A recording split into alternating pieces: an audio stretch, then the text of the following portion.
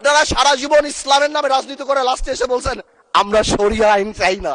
আপনারা যদি এই জুলাইয়ের উপর মাথায় কাঁঠাল ভেঙে, আর এনসিপি যে আমাদের দল, আমাদের হিরোরা যারা যুদ্ধ করেছেন, যারা এখানে আছেন, তাদেরকে বলে দিই আপনারা জেনজিকে রিপ্রেজেন্ট করেন, জামাত জেনারেশন হয়ে যান না।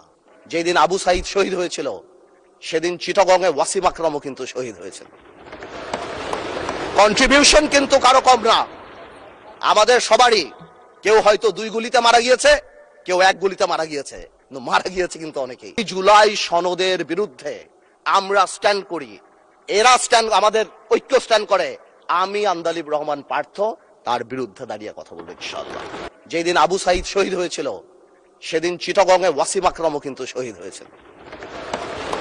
কন্ট্রিবিউশন কিন্তু কারো কম না, আমাদের সবারই।